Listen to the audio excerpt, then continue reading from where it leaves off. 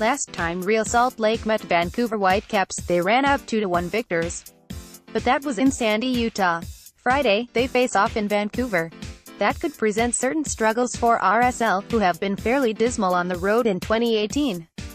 For all RSL's struggles, the Whitecaps have struggled nearly equally, with a 6-0 loss still in the rearview mirror for the Vancouver side. Where they stand: Vancouver Whitecaps 3W4L1D. If you've been dismayed by Real Salt Lake's season, then Vancouver's run of form ought to provoke even stronger feelings. After losing their third match in as many games, RSL has every reason to be hopeful, especially after the Caps lost 6-0 to Sporting KC in their last match. Only once has Vancouver kept the opposition from scoring, and that bodes well for Salt Lake, who can be a free-scoring side when it suits them. Real Salt Lake 3-3-1, with 3 wins, 3 losses and a draw. RSL is sitting in a better position than you might expect, but they're very much in line with Vancouver's middling season so far. The big difference: RSL's results have been interspersed, with no consecutive wins, draws or losses. Vancouver's have all come in a clump. RSL's key players Jefferson Savarino is starting to look closer to the player we saw last year, so look for him to try to exploit any potential space on the right.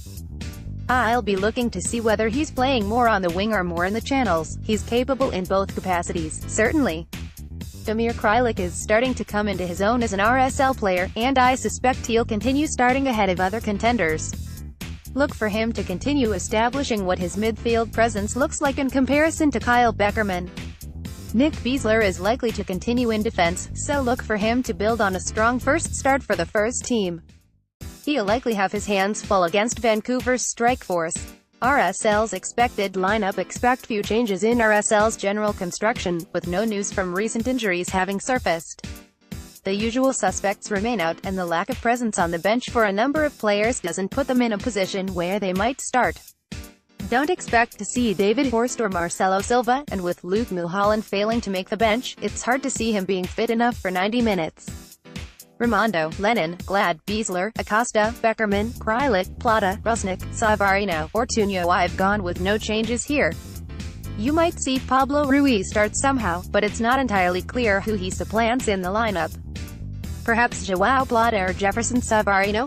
Maybe Damir Kreilach? You might also see Alfredo Ortuño playing, though he does seem like a long shot. It does force us to wonder what it'll take to see Ortuño from the outset, or for more than 15 minutes in a stretch. Update: 2:05 p.m. Of course the club releases the injury list between my scheduling this article and it being published. Don't expect Luis Silva to play. He's listed as questionable. Alfredo Ortuño should get the start. Ricky Lopez Eastman has traveled.